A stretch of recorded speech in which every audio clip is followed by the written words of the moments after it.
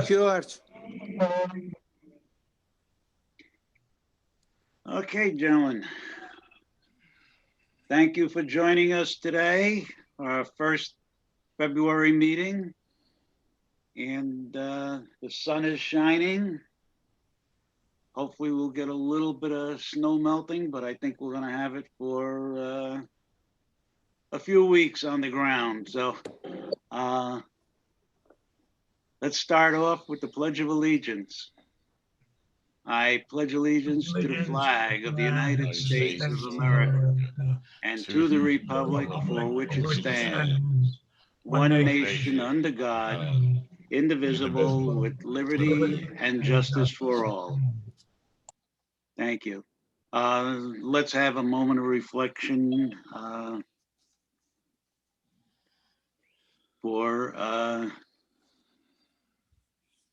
all that's going on, that we come out of this, both from the pandemic and from the turmoil in government, that saner heads prevail, and that we come out of this whole again.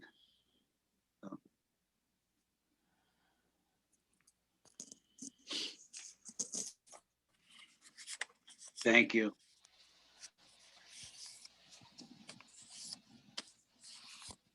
Okay, this is the best part of the first meeting, is wishing everybody a happy birthday, and Happy birthday. Happy birthday. Walter Julius, Marv Lawrence, Lou Browning, Jack Halpert, Bob Katz, and James Popper are celebrating their 90th and 90th plus birthdays. God bless them. God bless. And everyone else is having a birthday this month. So if Jerry, you there? I'm here. Would you mind leading us in a rousing rendition? Absolutely. Happy birthday to you. Happy birthday to you. Happy Birthday, dear fellows. We are singing. Happy birthday to you. Great. Yay. Happy birthday to Joe, too. Thank you. Okay, membership anniversaries. 10 years, Maurice Miller. And 5 years, Jack Jablonski and Lad Miklos. Haven't seen them in a while online, but congratulations on your 10th and 5-year anniversaries, gentlemen.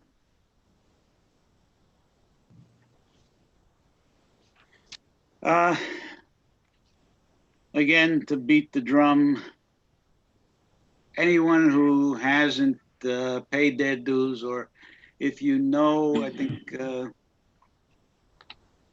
a member who hasn't paid his dues, contact them. You know, we do still have to continue there. As I said last week, there's a number of fixed cost items that we have to take care of. We have liability insurance, which is a fairly hefty nut to crack. So the dues, aside from the rental, which, you know, we've alleviated some of that, it's important to keep the club going and the association existing as we can till we get back together again. So I don't know if we're going to publish the name, you know, put the names up on here, you know, what kind of distribution Carl sent out to the people who are in arrears, but he'll bring that up.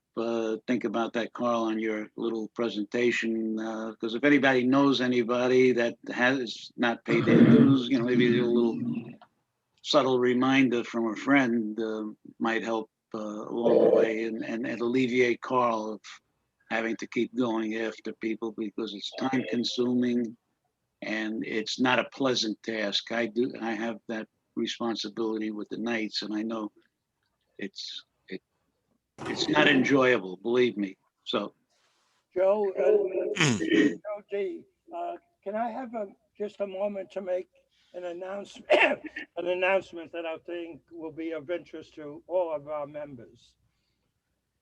Can you hear me? Yeah. yeah, Oh, good.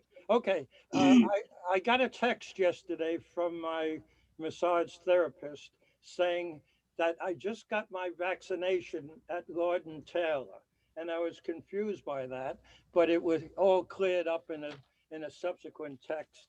And in today's front page of the Stamford Advocate, they have set up a Joe, can we just we got a lot to cover. Can we just save that for the remarks section at the end, okay. if you don't mind?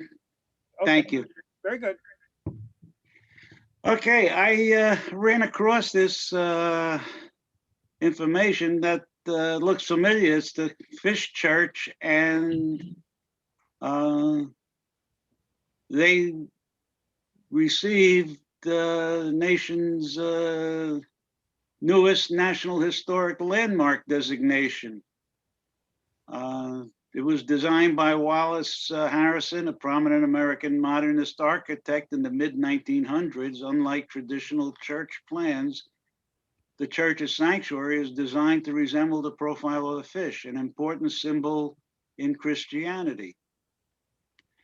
While designing First Presbyterian in 1958, Harrison collaborated with famed French stained glass artist Gabriel Loire, whose high-profile use of Dalle de Verre, a glass art style created using stained glass, concrete, and epoxy resin, was the largest and most publicized use of the technique in North America at the time. Harrison also collaborated with British structural engineer Felix Samueli to design the sanctuary and the Walter Maguire Carillon Tower, a modernist concrete and granite bell tower adjacent to the church. The First Presbyterian Church is a masterpiece of modernist architecture, and Harrison design flawlessly blends Christian symbols with minimalist design. And I think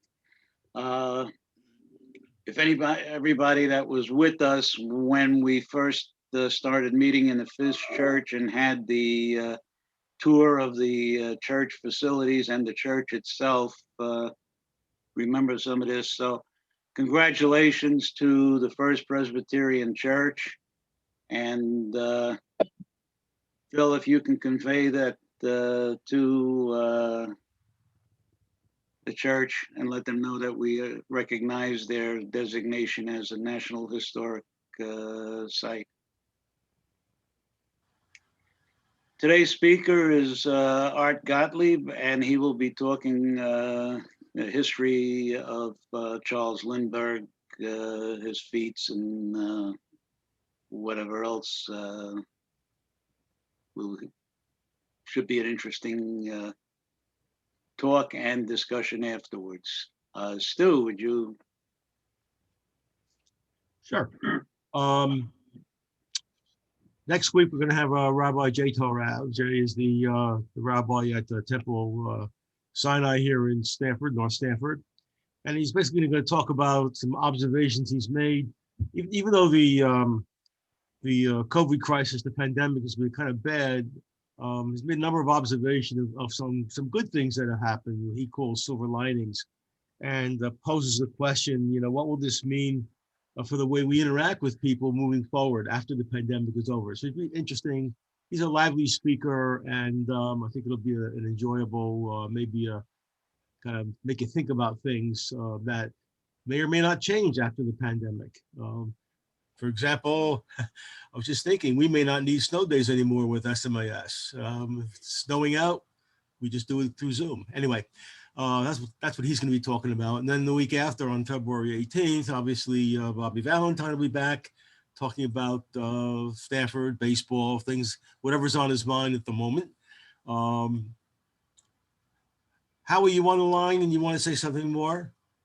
Well, I'm waiting for a draft of a letter that I sent to come back with the posters I was planning to send out. Okay, all right. Next up is February 25th. Been a slight change. We were advertising another speaker, but we've going to have Lori Price back here to talk about general money matters. No specific topic, but she's always a interesting speaker, and she's asked us to do the 10:45 slot instead of the 9:20. So all the members will get to hear what Lori has to say on the 25th. Then on the excuse me, on March 4th, Dr. Rachel Albright will be talking on the subject, oh my aching feet. She'll be discussing a variety of common foot problems, ranging from toenail fungus to painful bunions. Excuse me. She'll also provide general full health tips on and be happy to answer, obviously, any questions we may have. We usually have questions. So she ought to be give us an interesting insight into our feet. So that's it for the next 4 weeks. And thank you very much. Howie, you have anything else to add? I think Howie's done. I can't add anything further. I'm hoping to have this poster go out to the people with the covering letter I designed. As soon as I get it back, I'll be able to get it going. Thank you. Thank you, Howie. Ira. Good you're up. morning, everyone. Hope all are warm and well. Last week we had an online attendance of 53. I trust that everybody has received the minutes. Are there any corrections or additions? If not, Joe? Thank you, Ira, and the minutes are accepted as presented. Thank you. Thank you. Okay, guys, 9:20 discussion groups. This morning, we had a very lively one led by Art Feldman. Thank you, Art. Next week, February 11th, Joe D leads us in a talk about investing. On the 18th, Bob Butke on technology. The 25th, Joe comes back to talk about current events. And then on March 4th, Art Feldman, the effect of technology on cultural norms. And I open this up to, if anybody else wishes to lead a discussion at any point in time, please contact me and I will add you to the list of discussion group leaders. So we welcome more diversity in our discussion groups. Next slide. Yesterday, 4 hardy souls went out to Cove Island Park and braved the snow that was there, and apparently the paths were cleared of snow so they could walk. Lou, Terry, Carl Funch, Jerry Kranz, and David Kaplan did it. Next week, the walk will be in Irwin Park in New Canaan. Fresh air, scenery, conversation, and exercise are all the benefits of taking a walk at 10 a.m. on Wednesdays. So please feel free to join and bring your spouses or friends or whomever. Next slide. The 2021 picnic is scheduled for Thursday, September 23rd. By that time, I expect that everybody will be vaccinated. And if they choose to do so, which I hope most of you do, it's at Cove Island. Stu, you want to speak to it at all? Yeah, I submitted the 23rd. Truth of the matter, I'll be submitting the application for the picnic today to the city. I don't expect any problem with that. And we'll be ready to roll. We'll be looking for a couple of volunteers to help plan the picnic.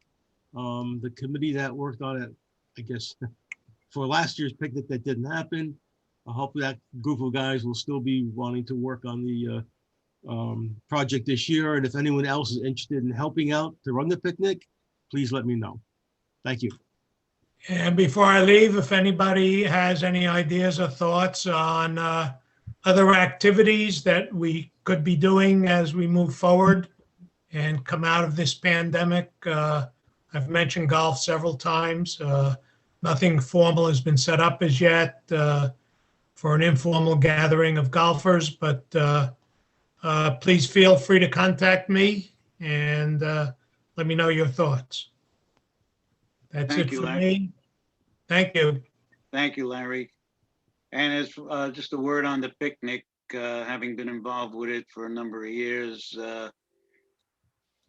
it's not a lot of work if we get enough guys out to help, and it's a fun day. And I think we have more fun in the 2 hours setting up and tearing down than the picnic itself. So everybody is welcome to come and help out. And there's light work and heavy work. So there's always something for somebody to do. And we have coffee and bagels for the helpers in the morning. So keep that in mind.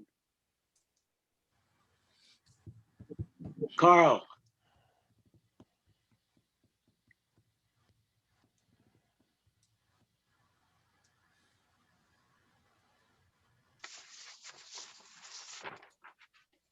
Carl, you there?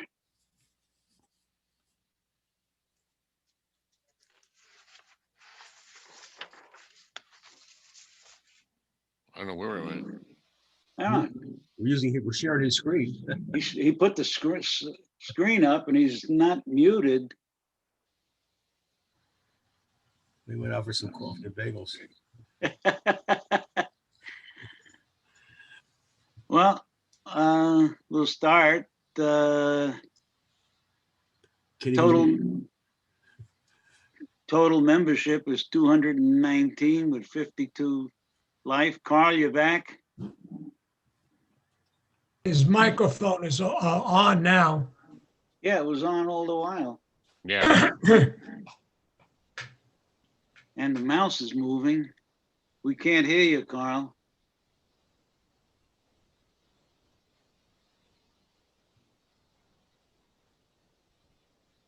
He's on mute. That's interesting. The participant screen shows he's on mute. We get. He's coming on and off. But there's also a green sign with an arrow in it, like a television screen. I can't figure that out. That's his sharing the screen. Oh. Apparently, he can hear himself, but we can't hear him. I don't know if he can hear us. So We could ask him to flip a slide and see if that works and then go on. Carl, go back to the previous slide. Can you hear me now? Yes, yes. Okay, now, all right. For some reason, Go to your slide and for some reason it said I had two microphones. I didn't know I had two microphones. okay. Okay, so the Joe's already done the membership. No official changes in the membership this week. We will have some more membership changes next week though, because people who haven't paid their dues will become inactive. We've contacted everybody who hasn't paid their dues, has received emails and or phone calls. We found a lot of the phones are inactive. A lot of the email addresses are inactive, and we've done the best we can. I've left dozens of messages, phone messages, which haven't been returned, indicating either an intention to send dues, which may be delayed by the mail. I got my first mail delivery yesterday this week, so other people could be having the same problems with pickup and delivery. So Steve and I will be getting together on a weekend and composing a final advice to those delinquent members, advising them we haven't received their dues. If they want to send in their $40, they can be reinstated. Otherwise, they'll be placed on the inactive list and won't receive any additional contact from us. I guess the only response I have had from people would indicate that some people are just losing interest because of the lack of physical contact and proximity to each other. And some others are just whining about the fact that they have to pay dues at all if there's no in-person meetings. So it's a variety of things, and we can't satisfy everybody, but we've certainly been as conciliatory as possible in our contacts and with them, and we hope they will reconsider. And if not joining right now, we'll rejoin in the fall when we hope to resume our in-person activities. Carl, I mailed off my dues in late December and I've not seen it clear the bank yet. Is there a problem? Okay, who's that? The mask, it's the mask rider. Steve Cole. Steve Cole. Well, I can't, Steve, well, I'll look into it. I can't look at it now without disrupting the presentation, but Of course. I'll get back to you during the, I'll send you an offline message during the speaker's talk. Okay, thanks. Carl, still here. Will you continue to send emails each week to the people who have not paid? I'll have to discuss it with the board members. My inclination is no. I mean, if they're not, in, they're out. Okay, Carl, I know Bob used to publish the names of the people who have not paid.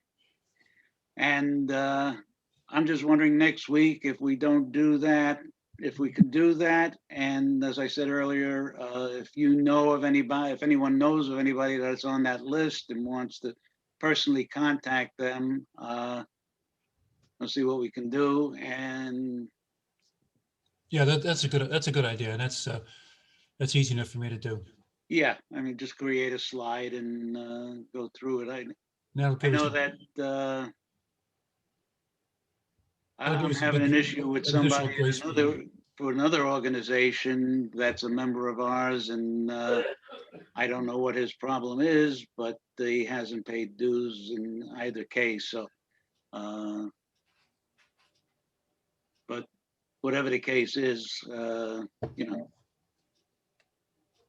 everybody else has been kind enough to submit their dues, whether they're online with us or not, understanding what our situation is.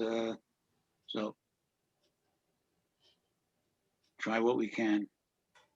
Thanks, Carl, for all your effort. I know it's not enjoyable. It's a pain in the butt. No, it's not.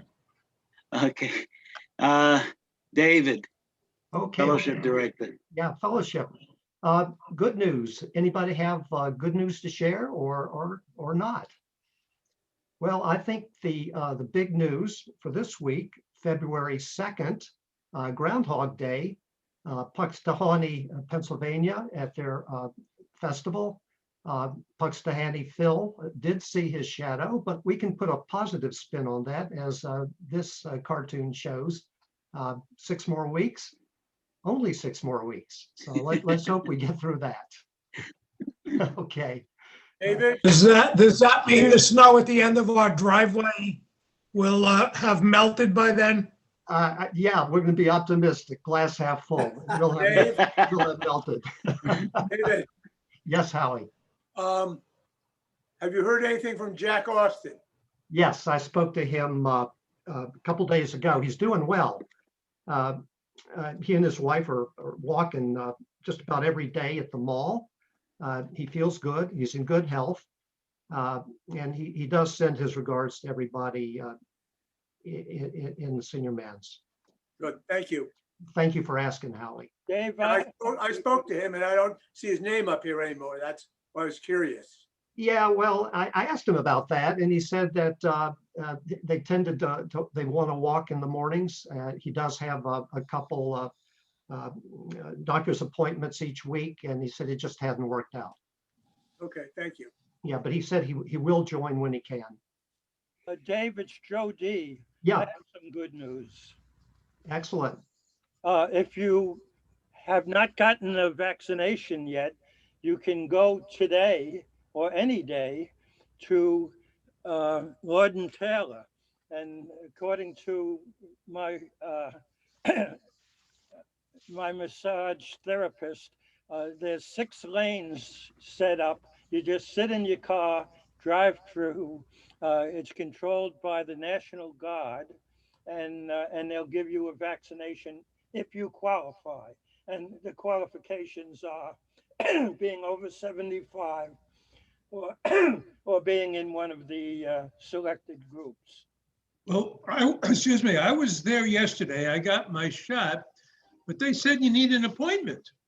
I mean, I had an appointment, so I'm not sure if you can just show up without an appointment. Yeah, she just showed up, and I think according to today's Advocate, I think all you have to do is show up, but you have to be a member of the qualified group over 75 or a care worker. I think starting Monday, you have to have an appointment according to what I saw online.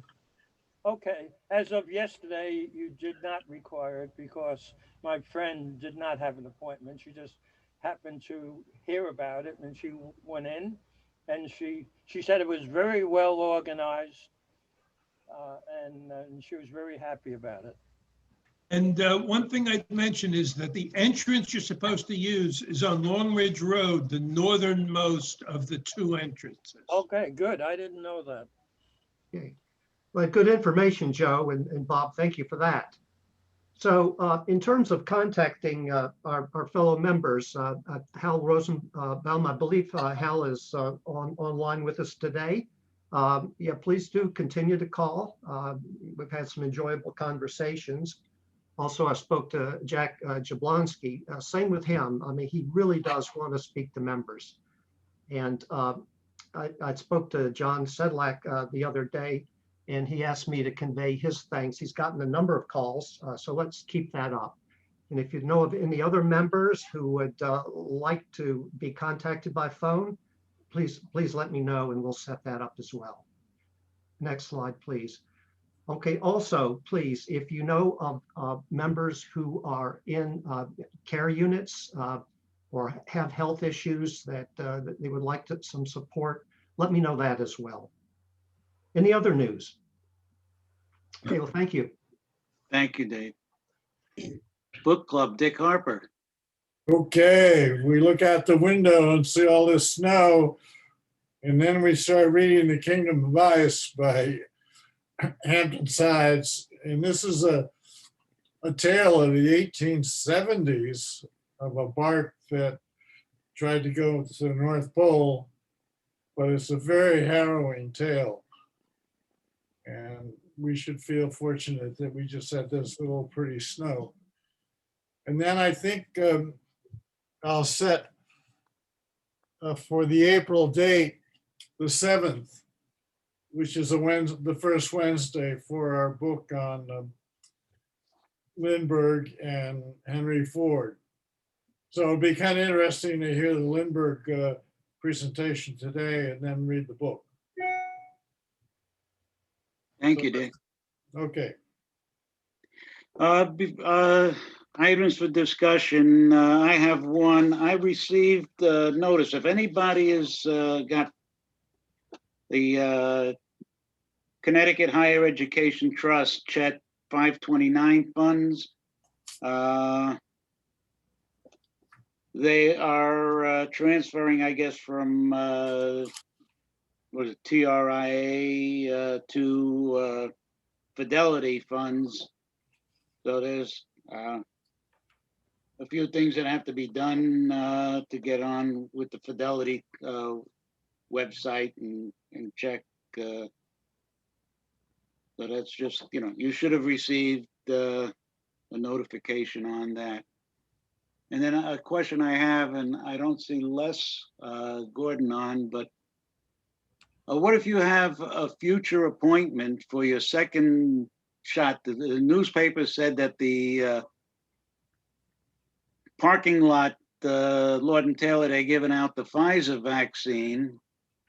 However, I have a second appointment later this month with CHC for the Moderna at 5th Street. Are they still doing the 5th Street appointments? Does anybody know? Yes. Joe, my understanding is that the Lord and Taylor site is a state site and it wouldn't, CHC wouldn't be affected. Well, CHC is administering it. So, this is what the newspaper said. But, okay, are any other items up for discussion? Joe is still here. I just want to remind the guys, in yesterday's announcement that you got from Steve about this meeting, there was a note to open up the attachment. You may not have noticed it. Essentially, it's the Agency on Agents in Connecticut. They're having a conference on February 9th. It's called the Coronavirus and Vaccine Answers for Healthy Aging. So if you want to grab yesterday's announcement and just click on that, you'll see the flyer there. And it should be a very interesting and helpful conference. Thanks. Thank you, Stu. Okay, we went back to our polling. So Steve, what do we do? I'm sorry, I didn't prepare it this week. I forgot. Uh-oh. So we don't have time for a quiz. Joe? I'm sorry. Joe? Okay. Before we go to Art Gottlieb, Arthur signed on and is with us. Welcome, Art. We have time for a few jokes. And, Could I make a comment for discussion? who's that? Lloyd. Okay, yeah. Okay. Yesterday, I got a strange email that said the senior benefits. And okay, I was curious, so I went online, see what it was. Well, it turns out to be an insurance for whole life insurance site. So I just want to warn everybody, if you see senior benefits, it's an insurance site. And just, Thanks, Lloyd. Joe? Yeah, you get a lot of those. You just got to see who it comes from. And hopefully spam stoppers will handle that, but they sneak in. Yeah, the email. this is Steve. More importantly, if you don't recognize it, don't click on it. I mean, you're lucky if it's just somebody trying to sell you something versus someone trying to download some virus or something. Or take over your computer. Yeah, and Yep. the way to check that is just Delete. delete or put your mouse over the sender's name, and usually you'll get an email from Amazon, and when you click on who it's from 1473 at anything but Amazon. So you just delete it and ignore it. Joe, can I say something about Lord Taylor? Alan, You guys You got still a on? little Are you story guys still for on us? jokes? Oh, I'm Sure. ready. I'm ready with a joke.